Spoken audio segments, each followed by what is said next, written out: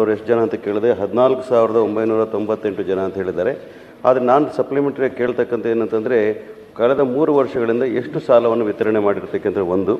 ಎರಡನೇದು, ನಮ್ಮ ಇಡೀ ರಾಜ್ಯದಲ್ಲಿರ್ತಕ್ಕಂಥ ಎಷ್ಟು ಮೀನುಗಾರಿಕೆ ಮಾಡ್ತಕ್ಕಂಥ ಮೀನುಗಾರರು ಇದ್ದಾರೆ ಅಂತಕ್ಕಂಥದ್ದನ್ನು ನಾನು ಅವ್ರನ್ನ ಕೇಳ್ತಾ ಇದ್ದೇನೆ.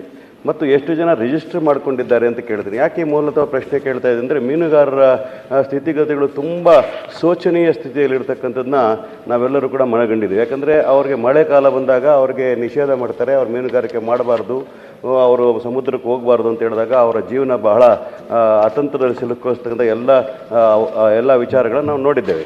ಹಾಗಾಗಿ ಅವ್ರನ್ನ ಕೇಳ್ತಾ ಇರ್ತಕ್ಕಂಥ ಅವ್ರಿಗೆ ನಾವು ಒಂದು ಸರ್ಕಾರ ಒಂದು ಕೇವಲ ಸಬ್ಸಿಡಿ ಮಾತ್ರ ಅಲ್ಲ, ಅವ್ರಿಗೆ ಜೀವನದ ಭದ್ರತೆನ ಕೊಡ್ತಕ್ಕಂಥ ಕೆಲಸದಲ್ಲಿ ನಾವು ಇನ್ನೂ ಹೆಚ್ಚಿನ ಕಾಮಗಾರಿಗಳು ಮತ್ತು ಕೆಲಸಗಳನ್ನು ಮಾಡಬೇಕು ಮತ್ತು ಅವ್ರಿಗೆ ಸೌಲಭ್ಯಗಳು ಕೊಡಬೇಕು ಅಂತ ಮನವಿಯನ್ನು ಕೂಡ ಮಾಡ್ತಾ ಇದ್ದೀನಿ. ಅದರ ಜೊತೆಗೆ ಕೇಳಬೇಕು ಅಂದರೆ, ಅವರು ಹಲವಾರು ಸೌಲಭ್ಯಗಳನ್ನು ಕೊಡ್ತಾ ಇದ್ದೀವಿ. ರಾಜ್ಯ ಸರ್ಕಾರದ ಮತ್ತು ಕೇಂದ್ರ ಸರ್ಕಾರದಿಂದ ಹಲವಾರು ಸೌಲಭ್ಯಗಳನ್ನು ಕೊಡ್ತಾ ಇದ್ದೀವಿ. ಅಲ್ಲಿರ್ತಕ್ಕಂಥವ್ರಿಗೆ ವಸತಿ ಸೌಲಭ್ಯಗಳಿರ್ಬೋದು, ಮೀನುಗಾರರಿಗೆ ವಿದ್ಯಾನಿಧಿನ ಕೊಡ್ತಕ್ಕಂಥದ್ದು, ಹಲವಾರು ಉತ್ತಮವಾದ ಕೆಲಸಗಳು ಮಾಡ್ತಾಯಿದ್ರು ಕೂಡ ಎಲ್ಲೋ ಒಂದು ಕಡೆ ಅವ್ರಿಗೆ ವಿದ್ಯಾರ್ಥಿಗಳಿಗೆ, ಮೀನುಗಾರರ ವಿದ್ಯಾರ್ಥಿಗಳಿಗೆ ಹಾಸ್ಟೆಲ್ ಫೆಸಿಲಿಟಿಗಳು ತೊಂದರೆ ಆಗ್ತಾ ಇರ್ತಕ್ಕಂಥದ್ದು ಕೂಡ ಹಲವಾರು ಬಾರಿನ ಪತ್ರಿಕೆಗಳು ಓದಿರೋದ್ರಿಂದ ಅದಕ್ಕೇನು ಮಾಡ್ತಾ ಇದ್ದಾರೆ ಅಂತಕ್ಕಂಥ ಕೇಳ್ತಾ ಇರ್ತಕ್ಕಂಥ. ವಿಶೇಷವಾಗಿ ನಾನು ಕೊನೆಯಲ್ಲಿ ಒಂದು ಕೇಳಬೇಕು ಅಂದರೆ, ಮಹಿಳಾ ಮೀನುಗಾರರಿಗೆ ನಾವು ಹೆಚ್ಚು ಒತ್ತು ಕೊಡ್ತಕ್ಕಂಥ ಕೆಲಸವನ್ನು ಮಾಡಬೇಕಾಗ್ತದೆ. ಯಾಕಂದರೆ ಆ ಒಂದು ಸಮುದ್ರದ ತೀರದಲ್ಲಿ ಕೆಲಸ ಮಾಡ್ತಕ್ಕಂಥವ್ರಿಗೆ, ಮಹಿಳಾ ಮೀನುಗಾರರು ಬಹಳ ಕಷ್ಟಪಟ್ಟು ಕೆಲಸ ಮಾಡ್ತಕ್ಕಂಥ, ಬಹಳ ಬಡತನದಲ್ಲಿರ್ತಕ್ಕಂಥವ್ರು, ಬಹಳ ಶೋಚನೀಯ ಸ್ಥಿತಿಯಲ್ಲಿರ್ತಕ್ಕಂಥವ್ರು. ಅವರು ಮೀನುಗಾರಿಕೆ ಕೆಲಸ ಮಾಡುವಾಗ ಅವರ ಗಂಡಸರು ಪುರುಷರೆಲ್ಲರೂ ಕೂಡ ಸಮುದ್ರದಲ್ಲಿ ಮೀನು ತರಕ್ಕೆ ಹೋದಾಗ ಇವರು ಅದನ್ನು ತಂದಂಥ ಮೀನುಗಳನ್ನು ಒಣಗಿಸ್ತಕ್ಕಂಥದ್ದು, ಮಾರುಕಟ್ಟೆಗೆ ತಗೊಂಡು ಹೋಗ್ತಕ್ಕಂಥದ್ದು, ಇವೆಲ್ಲ ಮಾಡ್ತಾ ಇರ್ತಾರೆ. ತುಂಬ ಕಷ್ಟದಲ್ಲಿರ್ತಾರೆ. ಮತ್ತು ಆಗಿಂದಾಗೆ ನೆರೆ ಹಾವಳಿಗಳು ಬಂದಾಗ ಅವ್ರು ತುಂಬ ಕಷ್ಟ ಆಗ್ಬಿಡ್ತದೆ. ಹಾಗಾಗಿ ಆ ಮಹಿಳೆಯರಿಗೆ ಸಪ್ರೇಟ್ ಆಗಿಂಥದ್ದು ಐಡೆಂಟಿ ಕಾರ್ಡ್ ಕೊಡ್ತಕ್ಕಂಥದ್ದು, ಮತ್ತು ಅವ್ರಿಗೆ ವಿಶೇಷವಾದ, ಈಗ ಶೂನ್ಯ ಬಡ್ಡಿಯಲ್ಲಿ ಸಾಲ ಕೊಡ್ತಾ ಇರ್ತೀವಿ, ನಾನು ಉತ್ತರದಲ್ಲಿ ನೋಡಿದ್ದೀನಿ. ಆದರೆ ವಿಶೇಷವಾದಂಥ ಮಹಿಳೆಯರಿಗೆ ಏನಾದರೂ ಸಾಲ ಸೌಲಭ್ಯ ಕೊಡಲಿಕ್ಕೆ ಏನಾದರೂ ಯೋಜನೆ ಮಾಡಿದ್ದಾರಾ? ಮತ್ತು ಅವ್ರಿಗೆ ಮನೆಗಳು ಕಟ್ಕೊಳ್ಳಿಕ್ಕೆ ರಿಜಿಸ್ಟರ್ಡ್ ಮೀನುಗಾರರಿಗೆ ಮಾತ್ರ ಕೊಡ್ತಾ ಇದ್ದೀರಾ? ಕಾರ್ಡ್ಗಳಿಗೆ ತಗೊಂಡಿರೋದು ಕೂಡ ರಿಜಿಸ್ಟರ್ಡ್ ಮೀನುಗಾರಗಳು ಮಾತ್ರ. ಎಷ್ಟೋ ಮೀನುಗಾರರು ಇವತ್ತವರೆಗೂ ರಿಜಿಸ್ಟ್ರೇಷನ್ ಕೂಡ ಮಾಡ್ಕೊಳ್ಳಿಲ್ಲ, ಅವ್ರಿಗೆ ಅವೇರ್ನೆಸ್ ಇಲ್ಲ. ಅವೇರ್ನೆಸ್ ಕ್ಯಾಂಪೇನ್ಗಳನ್ನು ಮಾಡ್ತೀರಾ ಅಂತಕ್ಕ ವಿಚಾರಗಳನ್ನು ಕೂಡ ಕೇಳ್ತಾ ಇದ್ದೀನಿ. ಮತ್ತು ಆ ಮೀನುಗಾರರ ಸಮುದಾಯಕ್ಕೆ ವಿಶೇಷವಾದಂಥ ಯೋಜನೆ ಏನಾದರೂ ನಮ್ಮ ಮಂತ್ರಿಗಳು ಸಚಿವಾಲಯದಿಂದ ಮಾಡ್ತಾರ ನಮ್ಮ ಪ್ರಶ್ನೆನ ಕೇಳ್ತಾ ಇದ್ದೀನಿ. ಸಚಿವರು ಸನ್ಮಾನ್ಯ ಸಭಾಪತಿಗಳೇ, ಕಿಸಾನ್ ಕ್ರೆಡಿಟ್ ಕಾರ್ಡಿಂದ ನಾವು 14,998 ಮಂದಿಗೆ ನಾವು ಸಾಲ ಕೊಟ್ಟಿದ್ದೇವೆ. ಟೋಟಲ್ 274 ಕೋಟಿ. ಯಾವುದೇ ರೀತಿಯಲ್ಲಿ ಯಾರೇ ಕೇಳಿದರೂ ಇಲ್ಲ ಅನ್ನುವ ಪರಿಸ್ಥಿತಿಯಲ್ಲಿ ಇಲ್ಲ. ನಾವು ಯಾರೇ ಬಂದರೂ ಕೊಡಲಿಕ್ಕೆ ಅವಕಾಶ ಮಾಡಿ ಇಟ್ಟಿದ್ದೀವಿ. ಅದರ ಜೊತೆಯಲ್ಲಿ ಮಹಿಳಾ ಮಹಿಳೆಯರಿಗೆ ನಾವು 3 ಲಕ್ಷದವರೆಗೆ 0% ಪ್ರಪ್ರಥಮ ಬಾರಿಗೆ ನಮ್ಮ ರಾಜ್ಯದಲ್ಲಿ ಕೊಡ್ತಾಯಿದ್ದೇವೆ. ಅದು ಹಾಗೆಯೇ ನಾವು ನಿರ್ದಿಷ್ಟವಾಗಿ ಇಷ್ಟೇ ಜನಕ್ಕೆ ಕೊಡಬೇಕು ಅನ್ನೋದು ಏನಿಲ್ಲ, ಎಷ್ಟು ಜನ ಬಂದರೂ ಕೊಡಲಿಕ್ಕೆ ಸಾಧ್ಯ ಉಂಟು. ಅದು ಎಲ್ಲ ಬ್ಯಾಂಕ್ಗಳಲ್ಲಿ ಮತ್ತು ರಾಷ್ಟ್ರೀಕೃತ ಹೊರತುಪಡಿಸಿ ನಾವು ಕೆಲವೊಂದು ಅರ್ಬನ್ ಬ್ಯಾಂಕಲ್ಲೂ ಕೊಡುವಂಥ ವ್ಯವಸ್ಥೆಯನ್ನು ಇಟ್ಕೊಂಡಿದ್ದೇವೆ. ಯಾಕೆಂದೇಳಿದ್ರೆ ಎಲ್ಲರಿಗೂ ರಾಷ್ಟ್ರೀಕೃತ ಬ್ಯಾಂಕಲ್ಲಿ ವ್ಯವಹಾರ ಮಾಡಲಿಕ್ಕೆ ಸಾಧ್ಯ ಆಗಲಿಕ್ಕಿಲ್ಲ ಅನ್ನುವಂಥ ಉದ್ದೇಶದಿಂದ.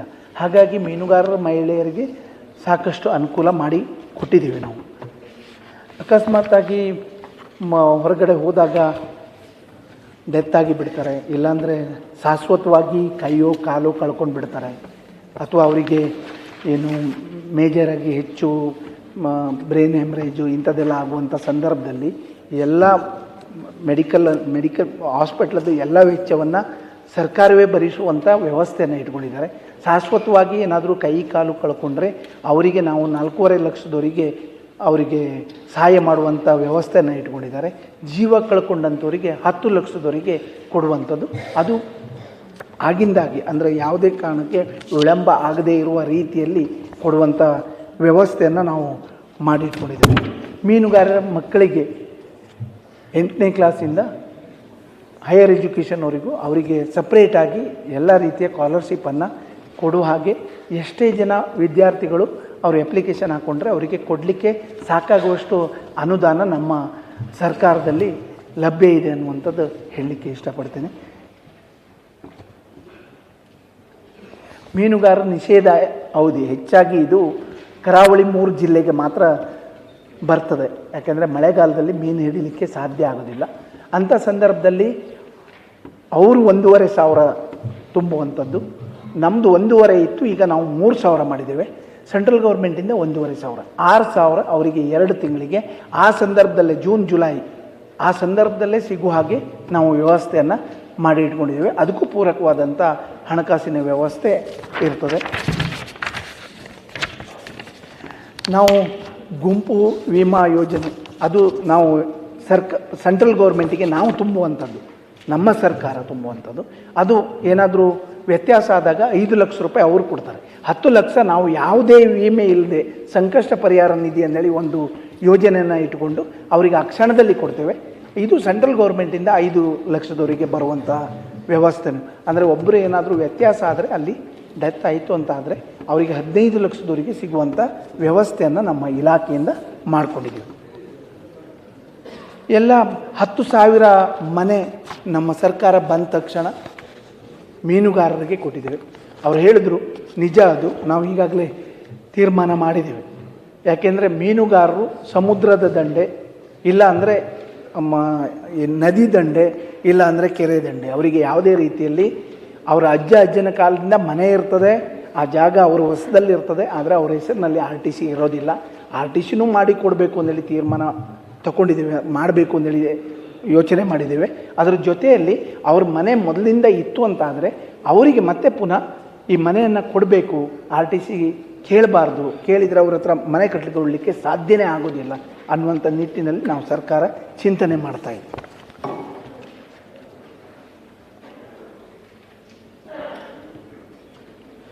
ಮತ್ತು ಮೀನು ಮರಿ ನಾವು ಸಕಾಲಕ್ಕೆ ಒಳನಾಡು ಮೀನುಗಾರಿಕೆ, ನದಿ ಇರ್ಬೋದು ಅಥವಾ ಕೆರೆ ಇರ್ಬೋದು ಅಥವಾ ಸಾಕಾಣಿಕೆ ಮಾಡ್ತೆ ಅಂದೇಳಿ ಬಂದವರಿಗೆ ಅವರಿಗೆ ಎಲ್ಲ ರೀತಿಯಿಂದನೂ ನಾವು ಸಹಾಯಧನವನ್ನು ಕೊಡ್ತಾ ಇದ್ದೇವೆ.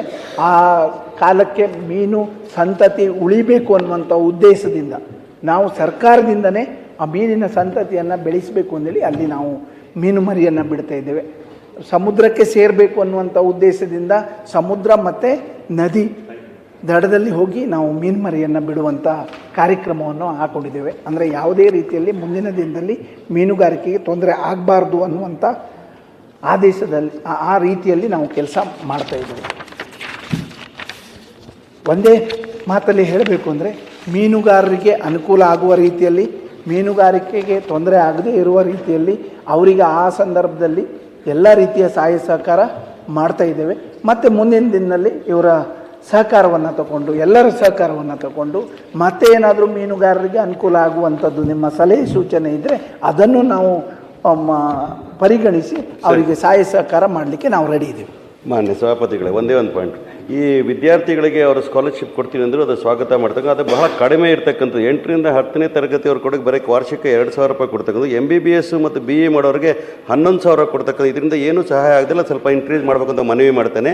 ಈ ಮಕ್ಕಳಿಗೆ ಹಾಸ್ಟೆಲ್ನ ಫೆಸಿಲಿಟೀಸ್ ಇಲ್ಲ ಅಂತಕ್ಕಂಥದ್ದು ಹಲವಾರು ಬಾರಿ ನಾನು ಪತ್ರಿಕೆಗಳು ನೋಡಿರೋದ್ರಿಂದ ಈ ಪ್ರಶ್ನೆನ ಕೇಳಿ, ಹಾಸ್ಟೆಲ್ ವ್ಯವಸ್ಥೆಗೆ ಏನಾದರೂ ಮಾಡಲಿಕ್ಕೆ ಒಂದು ಮಾಡಿಕೊಡ್ಬೇಕು.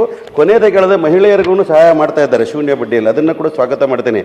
ಆದರೆ ಆ ಮಹಿಳೆಯರಿಗೆ ಉತ್ತಮವಾದ ಸ್ವಾಭಿಮಾನದ ಬದುಕನ್ನು ಕಟ್ಕೊಳ್ಳಿಕ್ಕೋಸ್ಕರ, ಅವರ ಜೀವನವನ್ನು ಉತ್ತಮ ಸ್ಥಿತಿಗೆ ತರಲಿಕ್ಕೋಸ್ಕರ ಏನಾದರೂ ಟ್ರೈನಿಂಗ್ ಪ್ರೋಗ್ರಾಮ್ ಕೊಡ್ತೀವಿ. ನಾವು ಸ್ಕಿಲ್ ಡೆವಲಪ್ಮೆಂಟಲ್ಲಿ ಏನೇನೋ ಪ್ರೋಗ್ರಾಮ್ಗಳನ್ನ ಕೊಟ್ಟು ನಾವು ವಿದ್ಯಾರ್ಥಿಗಳನ್ನ ರೆಡಿ ಮಾಡಿ ಅವ್ರು ಸ್ಕಿಲ್ ಡೆವಲಪ್ಮೆಂಟ್ ಕೊಡ್ತೀವಿ.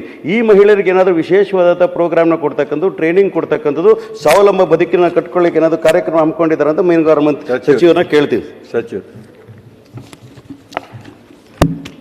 ಸನ್ಮಾನ್ಯ ಸಭಾಪತಿಗಳೇ, ಅವರು ಹೇಳಿದ್ದು ವಿಶೇಷವಾಗಿದೆ, ಅದನ್ನು ನಾವು ಪರಿಗಣಿಸ್ತಾ ಇದ್ದೇವೆ. ಮೀನುಗಾರರ ಮಹಿಳೆಯರಿಗೆ ವಿಶೇಷವಾಗಿ ನಮ್ಮದು ಹಸಿ ಮೀನನ್ನು ತಂದು ಅದನ್ನು ಒಣಗಿಸಿ, ಅದು ಯಾವ ರೀತಿ ಒಣಗಿಸಿದರೆ ಅನುಕೂಲ ಆಗ್ತದೆ, ಯಾವುದೇ ರೀತಿಯಲ್ಲಿ ಜನಕ್ಕೆ ತೊಂದರೆ ಆಗದಿದ್ದಾಗೆ, ಅಂದರೆ ಯಾರು ತಿಂತಾರೆ ಅದು ಒಳ್ಳೆ ಕ್ವಾಲಿಟಿಯಲ್ಲಿ ಆಗಬೇಕು ಅಂದೇಳಿ ಅದನ್ನು ನಾವು ಕಾರ್ಯಕ್ರಮವನ್ನು ರೂಪಿಸ್ತಾ ಇದ್ದೇವೆ. ಅದನ್ನು ಅವರಿಗೆ ಟ್ರೈನಿಂಗನ್ನು ಕೊಟ್ಟು ಅವರಿಗೆ ಸಹಾಯ ಆಗುವಂಥ ಈ ಸೋಲಾರ್ ಸಿಸ್ಟಮಲ್ಲಿ ಈಗ ಮೀನು ಒಣಸುವಂಥ ವ್ಯವಸ್ಥೆ ಬಂದಿದೆ. ಅದರಿಂದ ಏನು ಮಾಡಿದರೆ ಅನುಕೂಲ ಆಗ್ತದೆ ಅಂದೇಳಿ ಅದನ್ನು ನಾವು ಈಗ ಐಡಿಯಾ ರೂಪಿಸ್ತಾ ಇದ್ದೇವೆ. ಶರವಣ, ತುಂಬ ದಪ್ಪ ಇದ್ದೀರಾ, ಅದರಲ್ಲೂ ಯಾವುದೇ ಸೈಡ್ ಎಫೆಕ್ಟ್ ಇಂದ ಸಣ್ಣ ಆಗ್ಬೇಕಾ? ಎಷ್ಟೋ ಜನ ಹೇಳ್ತಾ ಇದ್ರಿ, ಸರ್ ನಾನು ಜಿಮ್ಗೆ ಹೋಗ್ತಾ ಇದ್ದೀನಿ ಆದ್ರೂ ಸಣ್ಣ ಆಗ್ತಾ ಇಲ್ಲ ಸರ್, ವರ್ಕೌಟ್ ಮಾಡ್ತಾ ಇದ್ದೀನಿ ಆದ್ರೂ ಸಣ್ಣ ಆಗ್ತಾ ಇಲ್ಲ ಅಂತ ಹೇಳ್ತಾ ಇದ್ರಲ್ಲ. 100% ಯಾವ ಜಿಮ್ಗೂ ಹೋಗ್ದಂಗೆ ವರ್ಕೌಟು ಮಾಡ್ದಂಗೆ ನೀವು ಸಣ್ಣ ಆಗ್ಬೋದು. ಪ್ರತಿದಿನ ಬೆಳಿಗ್ಗೆ ಸಂಜೆ 2 ಟೈಮ್ ನಮ್ಮ ಜೀನಿ ಸ್ಲಿಮ್ನ ಯೂಸ್ ಮಾಡಿ ಯಾವುದೇ ಸೈಡ್ ಎಫೆಕ್ಟ್ ಇಲ್ದಂಗೆ ನೀವು ಸಣ್ಣ ಆಗ್ತೀರಾ. ಯಾಕೆಂದರೆ ಜೀನಿ ಸ್ಲಿಮ್ಮು ಒಂದು ಉತ್ತಮ ಆಹಾರ.